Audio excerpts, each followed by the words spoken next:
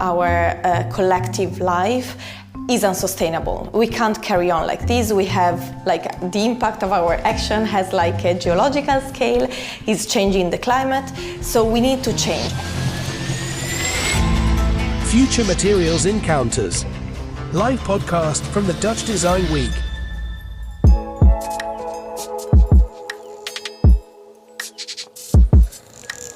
Welcome everyone, and thank you for joining us. I am Pleun van Dijk, the curator of the Future Materials Bank, and today we are sitting in the exhibition The Living Archive, organized by Innovatielab as part of the Dutch Design Week. In a moment, I will introduce to you the Future Material Fellows, but before I do, I want to quickly explain what the fellowship is. The Future Material Fellowship offers to selected makers the opportunity to further develop their sustainable material projects with the expertise and facilities of the Jan van Eyck Academy, Brightlands Camelot Campus, Chill, Camelot Innovation and Learning Labs, and Central St. Martin's in London. With me around the table are Jesse Adler and Dorieke Schreurs. Jesse is a designer and biochemist, combining design and science in the transition towards sustainability.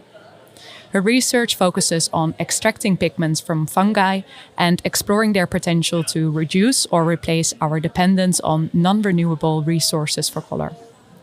Dorieke is an artist and researcher, and during her fellowship she worked on finding bio-based alternatives to the binders used in acrylic paints, aiming to make the creative field more eco-friendly. What I would like to start with is actually, instead of talking about what you've both been researching, to start with the current paint that is being used. And Dorieke, I would like to start with you. During your presentation at the Open Studios at the Jan van Eyck, you had a beautiful installation, and part of that installation was your sink that was in the atelier. And it was completely covered in paint, and above the sink it said, "Hey, your paint is plastic and the sea starts here." Can you explain a bit more what synthetic paint is currently made of and what the negative health as well as environmental impact is? Yeah, actually, the current synthetic acrylic paints, and I'm focusing on artist acrylic paints, it's basically fluid plastic. I call it fluid plastic, and nobody else seems to do it. So a lot of people don't know that it's fluid plastic. And what it's actually made of is petrochemical microplastic or even nanoplastics dispersed in water. But because somewhere in the 90s we started replacing most of our oil-based paints with acrylic paints, the narrative became like, oh, it's water-based, so it's environmentally friendly, which is definitely not the case. But because most people simply do not know, they just pour everything down the sink and it goes straight into a water system. And because it is made of microplastics and nanoplastics, we can never ever filter it out. So that's the biggest problem. And besides these petrochemical plastics, there are also a lot of very harmful chemical additives added to the binder formula, which are harmful for us as we use it. So you can think of chemical anti-fungi, anti-foaming agents that you do not want on your skin or actually do not want to breathe in or touch, but also those chemicals are also very harmful in the water systems. Yeah. And because we can't get them out again, it comes back into our body one way or another, both the plastics but also the additives. Yeah. I think it's definitely something a lot of people are not aware of, right? Or for me, like when I saw the art piece, even though I do know a lot about materials, it definitely stuck with me. Like you're just pouring it down the sink and you have no clue what you're actually putting in the water. Dorieke, Jesse, do you have anything to add to that? Like, what is your knowledge, like coming from your research about like the current paints? In terms of like the sustainability of the paints themselves, I would say most of Dorieke's work is much more in the space of like the paint making and ingredients of that themselves. My work has been much more focused on the color and sources of color that are used in paints and in honestly all consumer industries that are not digital. Everything physical around us has been touched by color in some way or another, and looking into which sources of color dominate the industry, it's very clear that those are non-renewable sources. So either from fossil fuels, which would include the category of synthetic colorants, or mineral pigments are incredible and natural but also non-renewable in the sense that we can't replenish the natural supply as quickly as we're consuming them. And so I've been looking a lot into fungi as a source of color, as a alternative to the existing natural colorants from plants and animals, to see what kind of opportunity lies there. Yeah. Can you maybe visually describe what we had in front of us? Because it's like, okay, I just explained also like you're extracting pigments from fungi. If I think about fungi, I don't think about these very vibrant colors. Absolutely. So the colors we have in front of us are actually only 2 different pigment molecules, and just extracted in the same ways and then formulated in different methods to create different colors using the same compounds. So these are used, these are generated by different types of fungi. So of the fungal kingdom, we've got lichens, yeast, molds, and then mushrooms, of course, which is everyone's most readily available thought when you say fungi. A lot of people are like, mushrooms, myceliums, we love it, and super important. So I'm kind of researching into the whole kingdom of this biological world, and these ones in front of us are actually more of the mold type category. These decay wood, and as they decay wood, they distribute pigment as a survival mechanism. So this is a natural product produced by the fungus to, for example, we have a really cool turquoise color, and in a different method becomes this kind of almost lime green. Yeah. And this pigment itself is antifungal. And it does that, it deposits it as it grows to deter other fungi from eating its food source. And then we also have this incredible red pigment that is solubilized in like oil at this moment, but also in a different formulation turns into almost like a ultramarine purple and is super cool. And that was actually a really exciting finding through this research, but seeing these 2 different pigments in different ways and how they can be used for other applications and expand the color range, and especially don't look like they're from nature. That's kind of at the heart of it. That's the big surprise when you see them on the table. Definitely. And do you know like why it's these colors that they produce to protect themselves? That's an interesting question. I don't know. I think that a lot of times nature doesn't think in terms of beauty. It really is like all of the natural world is only for function and survival. And so there isn't necessarily this like divine genetic choice of like, let's make turquoise. It's more of the sense of this, if it can be produced, if it can benefit the organism, it will be grown and it will be produced. Yeah. And so it's more of a evolutionary mechanism than it is a choice within the organism to create or not create this. Like there's a different organism I work with that co-produces red, orange, and yellow at the same time. Really? So cool. And those compounds are being found to be anti-cancer, anti-tumor, anti-inflammatory, super incredible. But that co-production happens in different volumes based on the different food source. Yeah. So it can tailor its survival based onto its environment. And then it every time produces a different pigment based on the situation of survival, or like the survival. Yes, and mechanism. same pigments, different percentages, I guess. Quantities, something like that. Dorieke, can you tell us something about the beautiful samples we have in front of us? Yeah, so my research is into the binder. So I really try to find a bio-based and biodegradable binder to replace. Can you explain maybe a bit more like what is a binder for people who don't know? Yeah, well, or like in paints. All paints are made with pigment and the binder. Yeah. So pigment is what creates the color, and the binder determines what kind of paint it will be. So if you have oil paint, the binder is oil. If you have like a watercolor, your binder is a gum. Yeah. And with acrylic, your binder is currently plastic. And we want to get rid of that. So I've been researching a lot of options in the biopolymers to see how can we create a paint that has the same characteristics as the existing acrylic paint. So you do not want to have a paint that has very different characteristics, because I want to make the transition for people using acrylic paint as smoothly as possible. In the best case, they won't even notice they are working with another acrylic paint that is not plastic but bio-based and biodegradable. So I really focused on that. And so what we have here is like really the binder itself, so without the pigment. And this is an example of the binder combined with the pigment. And for my research, I decided to work with one pigment because I was trying to create this new formula, and you're already changing so much ingredients. So it was nice to have one and the same pigment for all of the samples. Yeah. So the pigment and water were my two fixed ingredients. All the other ones became fluid. So, and I chose this color because it's a natural iron oxide, which is basically the oldest pigment known to humankind. It has been the first pigment we ever used to creatively express ourselves. And what I'm trying to do, of course, with my research is trying to get paint and creativity into the future in a sustainable way. So for me, this was a symbolic color to pick. Yeah. And also makes it easier to compare all of the tests and samples. Yeah, right? and then we have a paint test here because you really want to not only create the paint in mass, but also test it, how it works. How does it work on a brush? Does it have the same flexibility, elasticity as the existing acrylic paint? Yeah.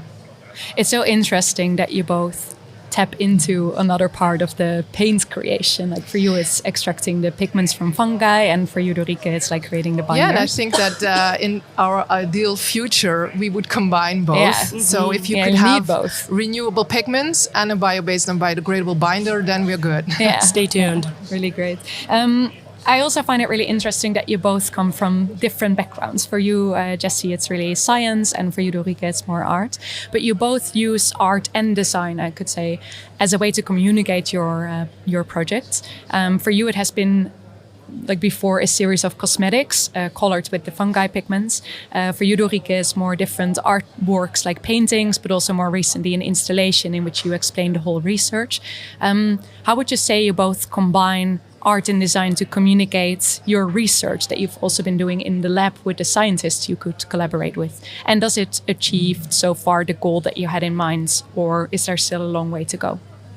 So I think one of the most interesting things I've learned in this kind of transition from being a scientist in a lab in a very structured scientific context to moving into the design world is the power of visual communication to transcend language barriers, to communicate a story and a meaningful message to wider audiences, especially in the context of an exhibition or something like this, where it is quite visually overwhelming and people are not necessarily having the patience to read our incredible text that we've paired with them, or the heart and soul that we've put into a paper. People aren't really having that attention span for it. So the importance of creating something visually to communicate like, hey, this is interesting, this is important, and this can be changing our entire future is really key to getting these ideas across to people and making them stop and think and listen and want to read more about it. So that's been a really interesting learning journey for me, where I was coming from a place where we would do exams and publish papers, and now suddenly it's like, what dimension is your 3D print and how are you going to arrange it? And really incredible different ways of thinking and different ways of sharing a story and storytelling in general that I didn't really think about. Yeah. How have been the responses so far? Great. Yeah. People, I think it really is exciting for people to see, specifically fungi. We see a lot of mycelium materials here, which are incredible, love them. But often we don't see much of other aspects of the potential in the fungal kingdom. And so people are often very intrigued and excited when they see bright colors that don't particularly look so natural. And they see it in the makeup, for example, and like, oh my gosh, can I use it right now? Like, please don't. Yeah. We're not tested yet. But like, not yet. Like very confident with it, but we haven't gotten to that part of the research. But it gives people that hope and that excitement to engage with the work. And at the same time, I also can imagine it makes people aware of what is currently being put in our cosmetics, right? Like it's also tapping into the other side of the story. Absolutely. Dorieke, how is this for you? Yeah, I come from a different background. So I was trained as an artist and also as a stage designer. So for me, like using the visual language to get a message across is more maybe comfortable. But I always kind of try to, even in my paintings, also show the process. So visualizing processes, material processes is for me part of my way of creating awareness about, and also taking the focus because there lies one of the problems, is that the art world is still so much focused on the end result, and however you get there doesn't seem to matter as much, and almost all of the solutions lie in the process. So if you can shift the focus from just being focused on the end result to also focusing on how do I get there and how can I get there in a most sustainable way, that's good. And I've learned very early on that if you can make this process very visual, people, as Jesse said, are more intrigued to know more about the sometimes very difficult stuff that is going on there. But by making it visible, you make it really accessible. And by making it accessible, you can reach as much people as you want.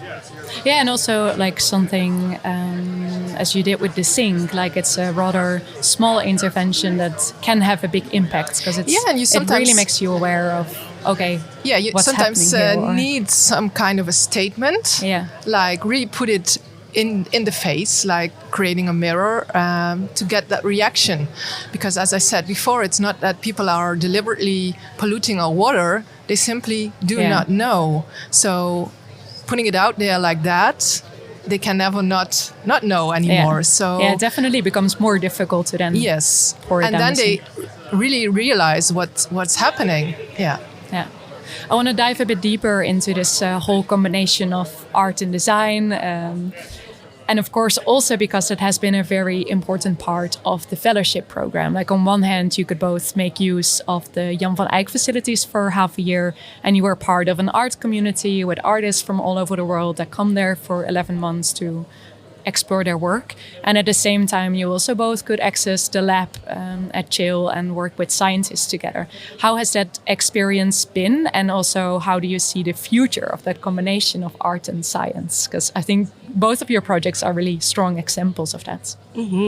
I think it was really incredible to get back into the lab. So it was very fun to come back in there, and especially the lab and the facilities that they have are just stunning. So to be in a space where I could move, the original research was done in my kitchen, in my garden, working with what I could borrow or source off of eBay, and really guerrilla chemistry, if you will, and to be in a proper lab context where I could validate different processes. So I was working on a closed loop extraction system where I could be recycling and reusing different solvents and different compounds in the process to not only create less waste or require fewer materials to be purchased. So economically it makes sense, and environmentally it makes sense, but it's also about protecting exposure to the environment or to the people working with it.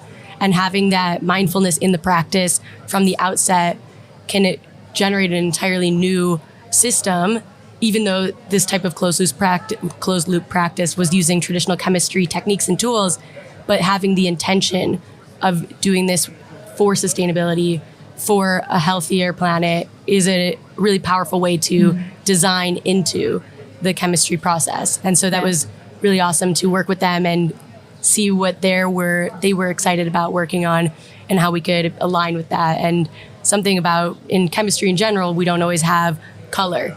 So a lot of our lab products would be white or clear, or a clear crystal or a white crystal, or maybe a powder. And it was always kind of the same stuff. And you're like, look, I got it. And everybody else in the lab, a lot of students were around, and to see these colors being produced, they were so excited. And what are you doing? How can we get involved? It was awesome. Yeah. So very great to be part of that collaboration. Yeah. Was it the first time, like since you started the project, that you could actually do it in the lab then? Yeah, it was so nice. But it's also great to hear, of course you need to know what you're doing, but you also could start like from a room in an apartment in London, and that you just could do it yourself. But luckily you have the background, so you knew what you were doing, but still that it can start really small and then become bigger. Definitely. Dorieke, how has this combination been for you? To like come from the art background and then bring your research into the lab and then again communicate it in an art context? Yeah, it was fascinating. Of course, it was for me not the first time that I've been working together with scientists. I've done other research periods prior to this. But I can really relate to what Jesse was saying, because in between research periods and prior to them, I've also been working a lot just in my studio, just experimenting with biopolymers I could get my hands on, just having a small mixer there and stuff like that. So nothing fancy. And you can still get a very long way. So actually the people from the lab were amazed with what I have been doing just at my kitchen table or my studio table. But it was really great to be able to tap into the knowledge that these people have, because I do not have a scientific background. Of course, if you're focused on the same research subject for a few years, you get a lot of knowledge along the way. But also the facilities that they have to make stable emulsions, that's not something you have in your kitchen.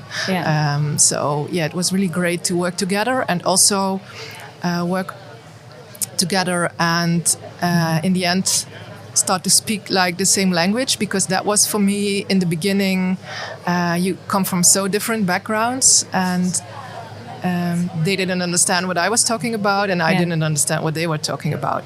But by working together, you start finding a way to come together and create a new language, maybe. Or find like a common language. And they actually visit our Open Studios presentation, because for them it's also really fascinating, and they are also really looking for creative people, because those are the people who can translate what they are doing in the labs in a visual way and get it out there to the audience, to the market, to the businesses. And so they were really intrigued. But their work probably often stays really abstract. It's like the art and design fields can also add to translate. And maybe at the same time, it's also, I can imagine that both of you come with different questions to them or have a different view, or that they would maybe never think about. Yes, because scientists are trained to work very analytically. So they follow this route that they have been trained. So there's very little room to go from this path. And people with a creative mind, they have a brighter scope. So we are allowed to ask different questions, but by asking different questions and working together with scientists, that creates a great area for finding solutions. How do you see the future of these cross-disciplinary projects? I think that's where the future is, because if everybody stays on their own island, it's not moving us forward. And it's especially in this gray area or in these edges of overlapping creative industry and science and also different industries that a lot of solutions lie for, and innovations. And is that also the feeling you got from them, from the scientists you were working with? How was that for you, Jesse? Well, so I also think, based on what Dorieke was saying, it made me think that something that we've been talking about a lot is how in those spaces and in those conversations, there's also the capacity to understand each other's worlds and struggles and where different solutions could emerge that even one party or another party couldn't see that was an issue, or that needed a solution, or that a solution was possible. So by having that kind of cross-disciplinary, interdisciplinary work, it's that outsider perspective is so crucial to see what the other is so potentially not able to see themselves. And what they, not blind to, but what they just don't realize could be possible, because the tools and knowledge that they have available to them in their discipline, in their expertise field of expertise, like they don't see that otherness, or that outsider can come in and say, oh, have you thought about doing it this way? Have you worked in this method? What if we collaborate with this person? And they're like, wow, didn't think of that. That's interesting. And that possibility, I really believe, is the future. And we really need to be working outside of our habitual, comfortable spaces in order to really create change and drive that forward. And especially, we had a workshop this week about investing and how to publicly get to encourage more investment in this type of space that is harder to convince people that this cross-disciplinary space, even though your funding call only is for this, maybe include us too, because this could be so impactful. And it's hard to bring that forward when it's not realized in the funding scope.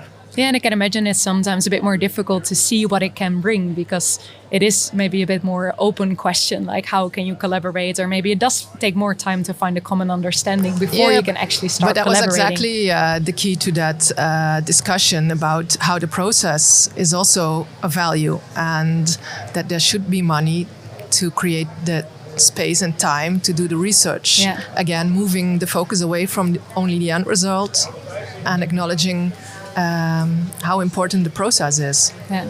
Was there in this combination between art and science in like the 6 months you had at the Jan van Eyck Academy, something that you stumbled upon or something that you explored that you really did not expect?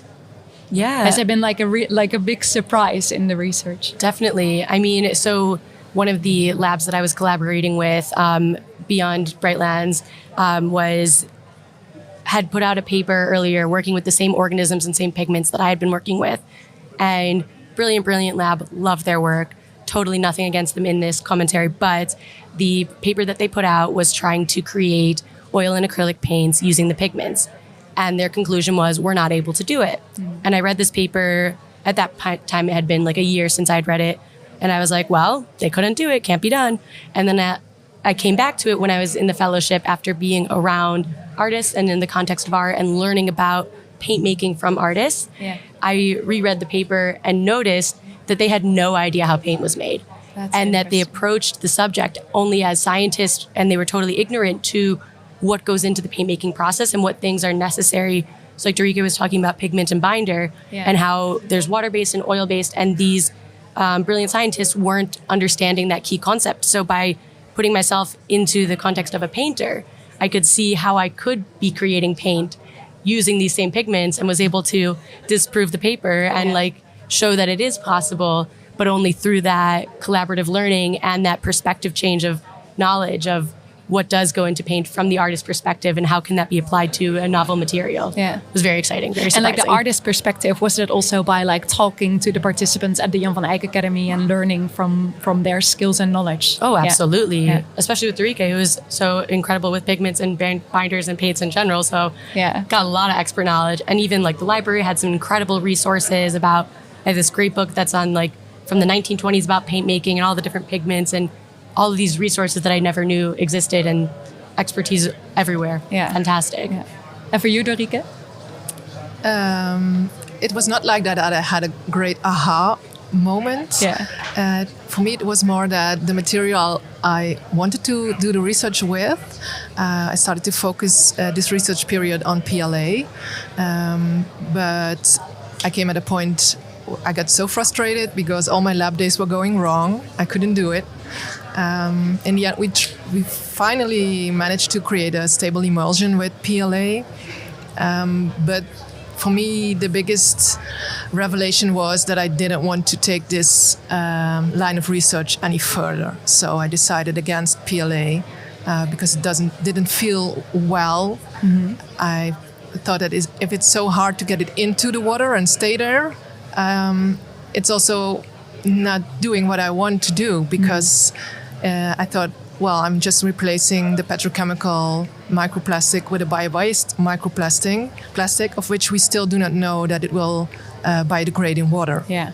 So, and that's when I found other lines of research that were doing what I wanted it to do. Yeah. So I started looking into those. Yeah. So, and that's also key for me, that for people who are involved in doing this research, that there is no such thing as failure, because although it can be really frustrating at times, but yeah, just realizing that all these failures also help you further along in the research. Yeah. So if you make those mistakes, it really isn't a mistake. It may feel like a mistake or wasted time, but it isn't, because everything you can rule out also brings you one step closer to what is going to work. A lot of trial and error. Yes. More of a finding than a failure. More of a finding than a failure. Yeah, that's maybe a better way to put it. You both had 6 months to continue your projects. Those months are unfortunately over now. What is the next step? Well, so I'm very excited to share that I've now move forward with this work, and I'm starting a business to scale the pigments and really bring these to a level and a scale where they can create widespread impact by integrating into different consumer industries. So whether that be cosmetics and creative materials, as well as food and textiles and paints, coatings, everything that's in this physical world that uses pigment, I would love to be a part of that. So now I'm in the very early stages of building this business, but watch this space, stay tuned. It will be emerging shortly, and now looking for funding, looking for resources, looking for all of the elements I will need to kick this off and make it possible. Yeah. Sounds like there's a lot ahead of you. Oh, there sure is. And Dorieke, for you, what's the next step after the fellowship? For me, the next step is I'm not as further along as Jesse is, so I'm still really into the research phase. So I still need a lot of time to further research the 2 lines of interest in the research that we have found. And for that, of course, we need more funding. Yeah. So that's always the problem. Mm-hmm. And so I'm now in a bit of a hiatus between research projects, hoping to get new possibilities to continue the research. Yeah, we will definitely follow what's going to happen. Yeah, it has been a pleasure, like also during the fellowship, to follow what you've been working on. And I really want to thank you both for the conversation today and bringing the beautiful samples we have in front of us. I want to thank you all for listening. If you want to know more about these projects or follow what the future developments are, please check the Future Materials Bank for more information. And I wish you all a wonderful day.